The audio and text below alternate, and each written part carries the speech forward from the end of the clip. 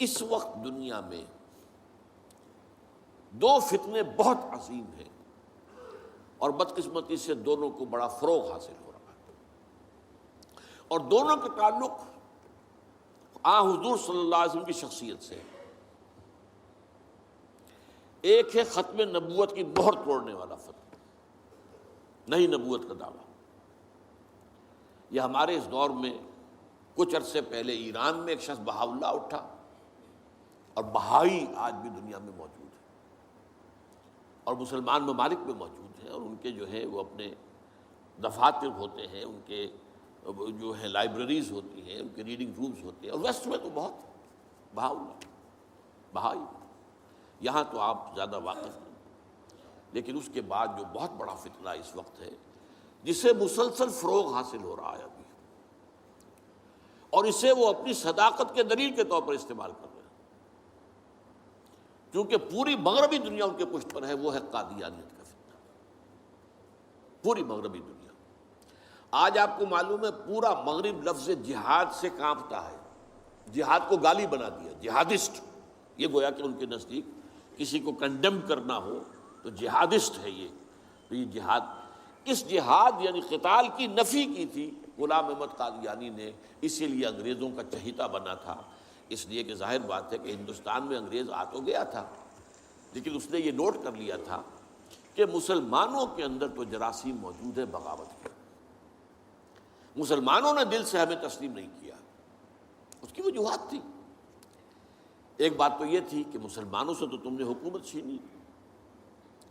ہندو تو پہلے مسلمان کا غلام تھا، اب تمہارا ہو گیا،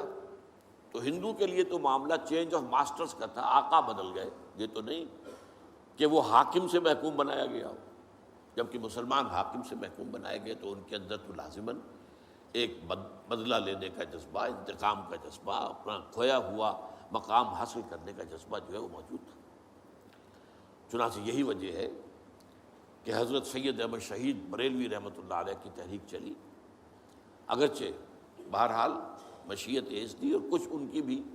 اجتہادی غلطی سے وہ ناکام ہو گئے، دنیاوی اعتبار سے بالا کوٹ میں شہید ہو گئے، لیکن یہ ہے کہ اس نے ایک سور پھونک دیا تھا مسلمانوں کے اندر جہاد کا۔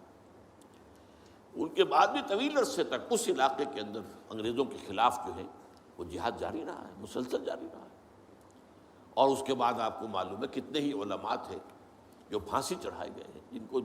جو ہے کالا پانی بھیجا گیا ہے کہ علماء نے اس کو جو ہے دارالحرب قرار دے دیا، اور دارالحرب کے اندر رہتے ہوئے مسلمان کے لیے فرض ہوتا ہے کہ وہ اس دارالحرب کو جو دارالاسلام بنانے کی جدوجہد کرے۔ یہی وجہ ہے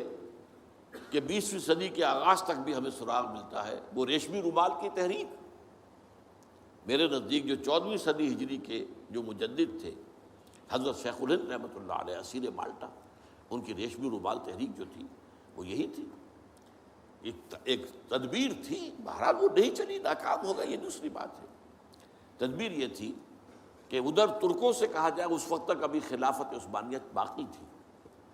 یہ تو 1924 میں ختم ہوئی ہے، اور یہ میں بات کر رہا ہوں 1915 کی، کہ وہاں کسی کو بھیجا جائے کہ ادھر سے ترک جو ہے وہ حملہ آور و افواج آئیں، اور ادھر افغانستان بھیجا جائے کسی کو، وہاں سے افغانستان سے مسلمان حملہ کریں اور ادھر اندر سے ہم بغاوت کریں تو انگریز کو یہاں سے اٹھا کر پھینک دیں۔ لیکن بات جو تھی، پھر میں کہوں گا مشیت ایسی کا بھی معاملہ ہوتا ہے۔ حضرت شیخ الہند خود گئے تھے ترکی سے مدد لینے کے لیے، پہلے وہاں حجاز گئے، اس لیے کہ حجاز میں ابھی مدینہ منورہ میں ترک گورنر موجود تھا، ابھی جو ہے وہ شریف حسین جو تھا جس نے بغاوت کی تھی ترکوں کے خلاف، مکے پر تو اس کا قبضہ تھا، مدینہ پر نہیں تھا، تو وہاں گورنر جو ہے ترکی کے خلافت عثمانیہ کے موجود تھے، ان سے ملاقات کی اور آگے جانے کا فیصلہ بھی تھا۔ لیکن اسی اثناء میں مخبری ہو گئی، اور شریف حسین والی مکہ نے، جس کی یہ نسل ابھی تک چل رہی ہے، یہ جو اردن کا بادشاہ بیٹھا ہوا یہ اسی کا پڑ پوتا سمجھ لیجئے، یا پڑ پوتا یا سگڑ پوتا، یہ وہ نسل ہے ہاشمی، ہاشمائٹ۔ تو اس نے حضرت شیخ الہند کو گرفتار کر کے اور چاندی کی تشتری میں رکھ کر انگریز کو پیش کر دیا، یہ آپ کا باغی یہاں پر آ کر اور آپ کے خلاف سازشیں کر رہا ہے۔ اور دیکھیے انگریز انہیں کہاں لے گیا، مالٹا، میڈیٹرینین سی کا ایک جزیرہ، بحیرہ روم کا، آخر ہندوستان میں بھی تو واپس لا سکتا تھا، ہندوستان کی کسی جیل میں نہیں۔ اقبال کے نفس سے ہے لالے کی آگ تیز، ایسے غزل سرا کو چمن سے نکال دو، تو وہاں رکھا ہے انہیں 4 سال وہاں پر وہ، اور ٹی وی جو ہے وہ اپنی آخری حد کو پہنچی ہے تو چھوڑا ہے کہ ہماری اگر قید کے اندر یہ انتقال ہو گیا ان کا تو پھر طوفان اٹھ جائے گا۔ تو ایک فتنہ تو یہ ہے جو ختم نبوت کا، چونکہ اس قتال کے خلاف فتویٰ دیا تھا، دین کے لیے حرام ہے اب دوستو قتال فی سبیل اللہ ختم ہو گیا، لہذا انگریزوں نے ان کا چہیتا بنا، ان کے فتنے آج بھی پورا ویسٹ جو ہے، یورپ میں، امریکہ میں، انگلینڈ میں آج کل ان کا مرکز ہے، اور ان کے خطبے جو ہیں اس کے امام جو کہلاتا ہے خلیفہ، وہ آپ کو معلوم ہے کہ وہ سیٹلائٹس کے اوپر جو ہے وہ نشر ہوتا ہے۔ دوسرا فتنہ جو ہے جو اپنی تاثیر کے اعتبار سے اس پہلو سے اس سے بھی زیادہ خطرناک ہے کہ وہ زیادہ پھیل رہا ہے اور اس کا ادراک اور احساس نہیں ہے۔ ختم نبوت کا معاملہ تو ایسا ہے جو اتنا واضح ہے، کسی کا نبوت کا دعویٰ کرنا اتنا واضح ہے کہ ہر مسلمان سمجھ لے گا کہ واقعی وہ تو دائرہ اسلام سے خارج ہو گئے، اور جو اسے مانے وہ دائرہ اسلام سے خارج۔ چنانچہ یہ فیصلہ جو ہے ہمارے ہاں آپ کو معلوم ہے سرکاری سطح پر، حکومتی سطح پر، ریاست کی سطح پر، پارلیمنٹ نے طے کیا کہ قادیانی خواہ وہ ربوائی ہے اصل قادیانی، خواہ وہ لاہوری ہے جو لاہوری احمدی اپنے آپ کو کہتے ہیں، وہ دونوں دائرہ اسلام سے خارج ہیں۔ لیکن یہ دوسرا فتنہ وہ ہے کہ جو اندر ہی اندر جیسے دیمک جو ہے لکڑی کو کھا جاتی ہے، ان کا یہ فتنہ ہے انکار حدیث کا فتنہ۔ قرآن مانیں گے، قرآن کو سمجھیں گے، حدیث ہاں ٹھیک ہے، حدیث اپنی جگہ ہے، اس میں اخلاقی تعلیمات جو ہیں ان کو ہم سر سے سینے سے لگائیں گے، لیکن مطاع جو ہے حضور کی ذات صرف اپنے زمانے کے لیے تھی، بعد کے لیے نہیں۔ میں نے جو آج آپ کو آیات سنائی تھی، قل اطیعوا اللہ واطیعوا الرسول، اے نبی کہہ دیجئے اطاعت کرو اللہ کی اور اطاعت کرو رسول کی صلی اللہ علیہ وسلم۔ فَإِن تَوَلَّوْا، پھر اے نبی اگر یہ پیٹھ موڑ لے، فَإِنَّمَا عَلَيْهِ مَا حُمِّلَ وَعَلَيْكُمْ مَا حُمِّلْتُمْ، تو ان سے کہہ دیجئے، انہیں یہ بات بتا دیجئے کہ جو ذمہ داری ہم نے ڈالی اپنے رسول پر وہ اسی کے مسئول ہوں گے، جو ذمہ داری تم پر پڑی ہے اس کے مسئول تم ہوگے۔ وَإِن تُطِيعُوهُ تَهْتَدُوا، اور اگر تم ان کی اطاعت کرو گے تبھی تم ہدایت پر ہوگے۔ دوسرا سورۃ تغابن کی آیت میں نے آپ کو سنائی تھی، وَأَطِيعُوا اللَّهَ وَأَطِيعُوا الرَّسُولَ فَإِن تَوَلَّيْتُمْ فَإِنَّمَا عَلَىٰ رَسُولِنَا الْبَلَاغُ الْمُبِينُ، اطاعت کرو اللہ کی، اطاعت کرو رسول کی صلی اللہ علیہ وسلم۔ پھر اگر تم نے پیٹھ موڑ لی تو جان لو کہ ہمارے رسول پر تو صرف پہنچا دینے کی ذمہ داری تھی، آگے تم مسئول ہو کہ تم تک جو پہنچا دیا گیا تھا پیغام تم نے اسے قبول کیوں نہیں کیا۔ یہ جو اطاعت رسول ہے یہ دائمی ہے، یہ ایسا نہیں ہے کہ صرف حضور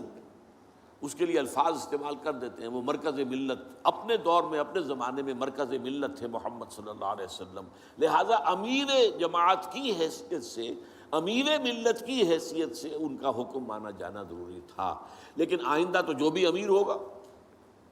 جو بھی مرکز ملت ہوگا، جو بھی حکومت بنے گی، جو بھی مسلمانوں میں حاکم ہوگا، ان کی اطاعت فرض ہے۔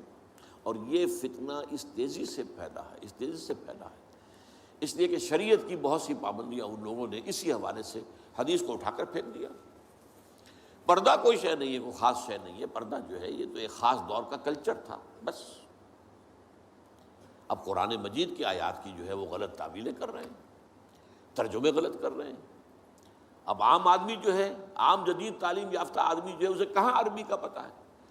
وہ اسے کہاں پتہ چلتا ہے کہ یہ جو آیت کا ترجمہ کیا جا رہا ہے یہ غلط کیا جا رہا ہے، ٹیڑھا کیا جا رہا ہے۔ یہی آیات کے ترجمے میں تحریف قادیانیوں نے کی ہے۔ ان کا ایک عام مبلغ اور ان کے زیر اثر کوئی شخص آئے آپ سے بات کرے، آپ ہکا بکا رہ جائیں گے، وہ آیتوں پر آیتیں پیش کرے گا، لیکن ترجمے اس کے غلط کر رہے ہیں۔ آخر وہی آیتیں ہیں جو 1400 برس تھے مسلمان جو ہیں صحابہ سے لے کر اور ہمارے دور تک علماء پڑھتے آئے ہیں، ان کا ترجمہ انہوں نے کیا۔ تو یہاں پر بھی یہ ہے کہ وہ تعویلیں غلط کرتے ہیں، اور ایسی ایسی تعویلیں کہ ذرا سے بھی عقل اگر ہوتا کیا ہے، انسان کی مت ماری جاتی ہے۔ کسی خاص معاملے میں آپ کسی شخص سے متاثر ہو گئے، اب اس کی ہر بات آپ قبول کرتے جائیں گے، اس پر جو ہے تنقیدی نگاہ نہیں ڈالیں گے، یہ کمزوری ہے۔ چنانچہ ایسی ایسی تعویلیں بھی ہیں کہ یہ قرآن مجید میں جو آیا ہے کہ چور مرد ہو یا عورت ہو جو ہاتھ کاٹ دیے جائیں، اس کا مطلب ہاتھ کاٹنا نہیں ہے، تو مولویوں نے خامخواہ غلط بات سمجھی ہے، تو بڑا وحشیانہ فعل ہے۔ اس کا مطلب یہ ہے ہاتھ کاٹ دو، جیسے کہ کبھی والدین کہتے ہیں اپنے بیٹے، بیٹے تم نے تو ہمارے ہاتھ کاٹ دیے، یعنی کوئی معاملہ ایسا ہے کہ تم نے ایسی بات کر دی ہے کہ اب ہمارے پاس کچھ نہیں رہا، کوئی چارہ کاری نہیں، تو گویا کہ تم نے ہمارے ہاتھ کاٹ دیے۔ تو ایسا معاشرہ پیدا کر دو کہ چوری کی ضرورت ہی نہ ہو، بس یہ ہے ہاتھ کاٹ دینا، معاذ اللہ۔ حالانکہ قرآن مجید اس کے بعد کہتا ہے جزاء لما کسبا نکالا من اللہ، یہ جو سزا ہے اللہ کی طرف سے اور ان کے کیے کا کرتوت کا بدلہ ہے، یہ بات کہی جا رہی ہے۔ تو یہ جو ہے ایسا نظام قائم کر دینا، یہ کوئی سزا ہے، یہ کوئی عبرت کی بات ہے، یہ تو بہت اچھی بات ہے۔ لیکن یہ کہ وہ لوگ جو